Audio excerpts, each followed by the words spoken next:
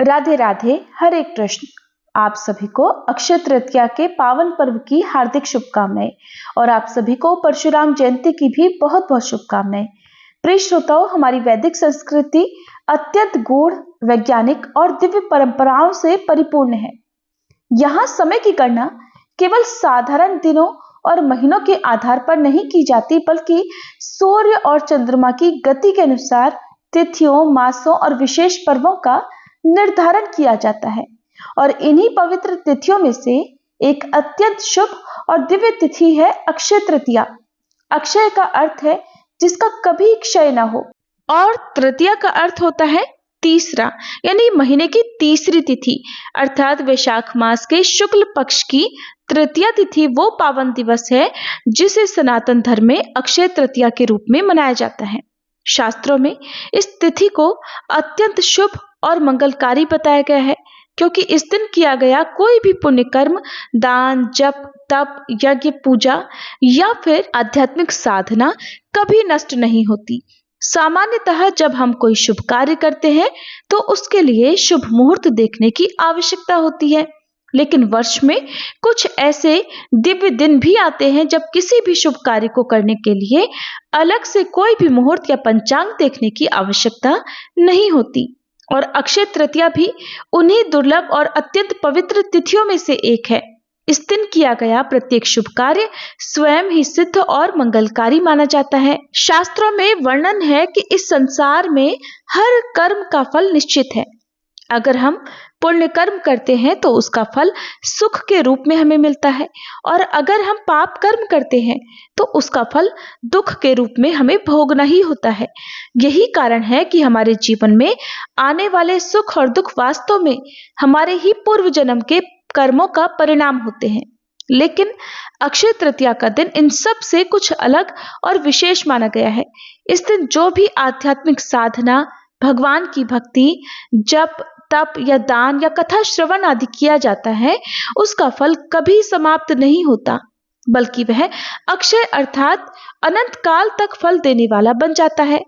भगवत गीता में भगवान श्री कृष्ण अर्जुन से कहते हैं कि जो व्यक्ति सच्चे मन से भगवान की शरण में आता है वह शीघ्र ही धर्मात्मा बन जाता है और उसे स्थायी शांति भी मिलती है। भगवान ये भी कहते हैं कि उनके भक्त का कभी नाश नहीं होता। ठीक उसी प्रकार अक्षय तृतीया के दिन किए गए पुण्य कर्म भी कभी नष्ट नहीं होते। यही कारण है कि इस दिन भगवान की भक्ति, कथा श्रवण, दान और सत्कर्मों का विशेष महत्व है। इस पवित्र तिथि के महत्व को समझने के लिए शास्त्रों में एक अत्यंत प्रेरणादायी और पौराणिक कथा का वर्णन मिलता है। कहा जाता है कि जो व्यक्ति अक्षय तृतीया के दिन इस कथा का श्रद्धा पूर्वक आरंभ से अंत तक श्रवण करता है, उसे अक्षय पुण्य फल की प्राप्ति होती है और उसके जीवन में सुख, समृद्धि और आध्यात्मिक उन्नति का मार्ग प्रशस्त होता है।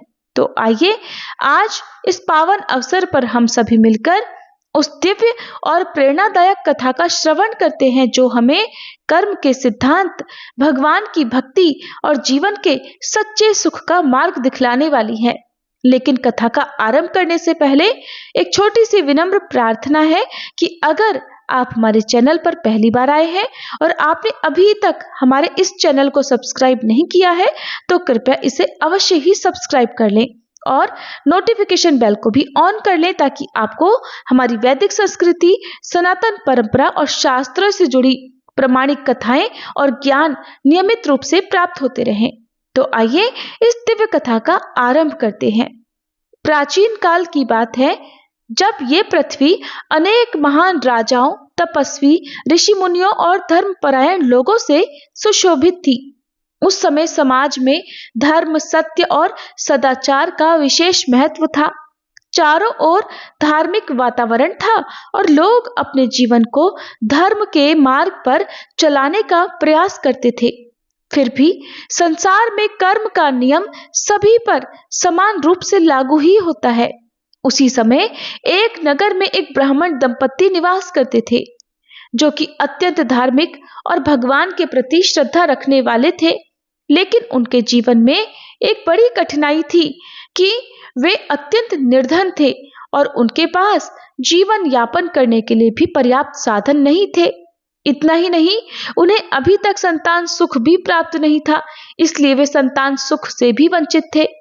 उस ब्राह्मण का जीवन भिक्षा पर निर्भर था। वह प्रतिदिन नगर में जाकर भिक्षा मांगते और जो कुछ भी प्राप्त होता उसी से वे अपना और अपनी पत्नी का जीवन यापन करते थे। आश्चर्य की बात तो ये थी कि इतनी कठिन परिस्थितियों के बावजूद उनकी पत्नी कभी शिकायत नहीं करती थी। वह अत्यंत पतिव्रता, विनम्र और संतोषी स्वभाव की थी।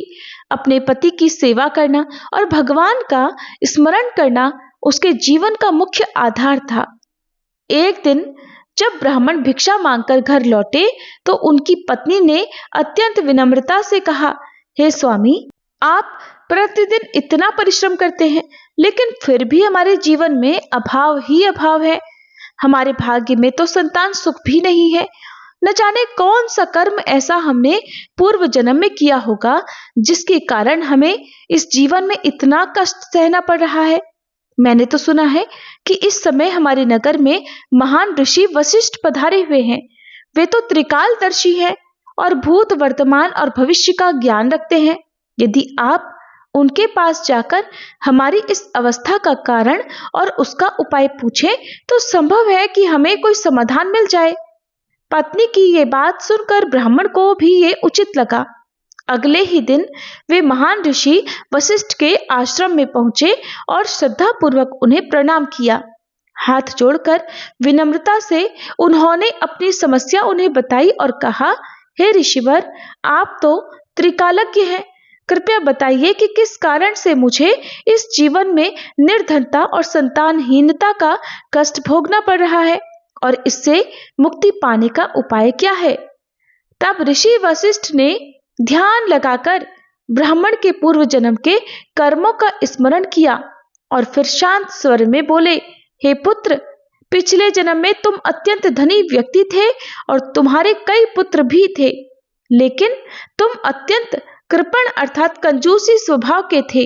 तुम्हें अपने धन से अत्यधिक मोह था। तब तुमने ना तो दान किया और न ही अपने पुत्रों का पालन पोषण उचित रूप से किया। धन के प्रति अत्यधिक आसक्ति और परिवार के प्रति उपेक्षा के कारण तुम्हें इस जन्म में निर्धनता और संतानहीनता का फल मिला है। लेकिन तुम्हारे जीवन में एक शुभ कर्म भी था। पिछले जन्म में किसी कारण से तुमने वैशाख मास के अंतिम 5 दिनों में व्रत का पालन किया था। उसी पुण्य के प्रभाव से इस जन्म में तुम्हें ब्राह्मण का शरीर और एक धर्मपरायण पत्नी प्राप्त हुई है।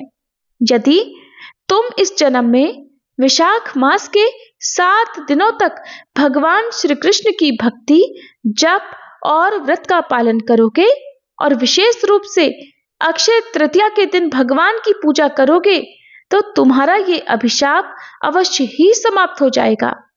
ब्राह्मण ने श्रद्धा पूर्वक ऋषि वशिष्ठ की आज्ञा का पालन किया। उन्होंने वैशाख मास में भगवान श्री कृष्ण की भक्ति, जप और व्रत का पालन किया तथा अक्षय तृतीया के दिन विशेष पूजा की। भगवान की कृपा से कुछ समय बाद उनका जीवन बदल गया। उनकी निर्धनता दूर हो गई और उन्हें संतान सुख की भी प्राप्ति हुई। इस प्रकार ये कथा हमें सिखाती है कि कर्म का नियम अटल है, लेकिन भगवान की भक्ति और सच्चे मन से किए गए पुण्य कर्म हमारे जीवन को बदल सकते हैं। इसलिए कहा जाता है कि अक्षय तृतीया के दिन इस कथा का श्रवण अवश्य करना चाहिए। और इस दिन का महत्व केवल एक कथा तक ही सीमित नहीं है। इस दिन अनेक पवित्र और ऐतिहासिक घटनाएं भी जुड़ी हुई हैं। आंध्र प्रदेश के सिंहाचल मंदिर में भगवान नरसिंह देव के विग्रह को पूरे वर्ष चंदन से ढका जाता है, लेकिन अक्षय तृतीया के दिन ही उनके वास्तविक विग्रह के दर्शन होते हैं। इस दिन जगन्नाथपुरी में भगवान जगन्नाथ, बलदेव और सुभद्रा जी के रथ यात्रा की तैयारी आरंभ होती है। वृंदावन के बांके बिहारी मंदिर में भी भगवान श्री कृष्ण के चरणों के दर्शन वर्ष में केवल इसी एक दिन होते हैं। इसी दिन गंगोत्री, यमुनोत्री और बद्रीनाथ धाम के कपाट खुलते हैं और 4 धाम यात्रा का शुभारंभ होता है। आदि शंकराचार्य द्वारा रचित श्री कनकधारा स्तोत्र की भी रचना आज के दिन ही हुई थी। इस्कॉन मंदिर में आज से चंदन यात्रा प्रारंभ होती है, जिसमें 21 दिनों तक भगवान के विग्रह पर चंदन का लेप लगाया जाता है। अक्षय तृतीया के दिन दान, जप, तप और भगवान की भक्ति का विशेष महत्व बताया गया है। इस दिन श्री लक्ष्मी नारायण की पूजा भी की जाती है और अपनी सामर्थ्य के अनुसार सोना, चांदी या कोई भी शुभ वस्तु खरीदना मंगलकारी माना जाता है। साथ ही भगवान को सात्विक भोग अर्पित करके प्रसाद ग्रहण करना चाहिए और यथाशक्ति दान देना चाहिए। इस बार साल 2026 में अक्षय तृतीया 19 अप्रैल दिन रविवार को है और इस दिन आप भगवान विष्णु, माँ लक्ष्मी जी, भगवान श्री कृष्ण, श्री सत्यनारायण भगवान, कुबेर देवता, परशुराम भगवान आदि अपने सभी आराध्य देवी देवताओं का पूजन दिन में किसी भी समय कर सकते हैं। अक्षय तृतीया में पूजा पाठ और हवन इत्यादि भी अत्यधिक सुखद परिणाम देते हैं।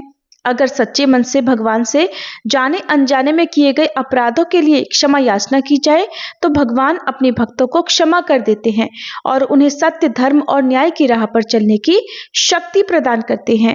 आज के इस पावन दिन पर शाम के समय दीपदान भी करना चाहिए। दीपदान आप तुलसी जी के पौधे में, पीपल के वृक्ष के नीचे या अन्य पवित्र पौधों में कर सकते हैं। आज के दिन भक्त उपवास भी रखते हैं। ब्रह्म मुहूर्त में गंगा जी में स्नान करके श्री विष्णु भगवान और माँ लक्ष्मी जी की प्रतिमा पर अक्षत अर्पित किए जाते हैं और इस दिन शांत मन से भगवान की श्वेत कमल के पुष्प या सफेद गुलाब या सफेद पुष्प से पूजा करनी चाहिए। धूप, दीप, चंदन इत्यादि से पूजा अर्चना करते हुए मंत्रों का जाप करना चाहिए। कथाओं का श्रवण करना चाहिए या पाठ करना चाहिए। नैवेद्य के रूप में जौ, गेहूं या सत्तू, ककड़ी, चने की दाल आदि भगवान को अर्पित करें।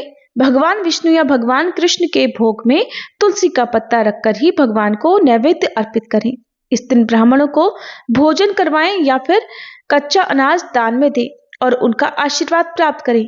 साथ ही फल, फूल, बर्तन, वस्त्र, गऊ, भूमि, जल से भरे घड़े, कुल्हड़, पंखे, खड़ाऊ, चावल, नमक, घी, खरबूजा, चीनी, साग या फिर शरबत आदि का दान करना भी पुण्यदायी माना जाता है। ये थी आज की वीडियो। अगर आपको जानकारी पसंद आई हो तो वीडियो को लाइक करना मत भूलिएगा।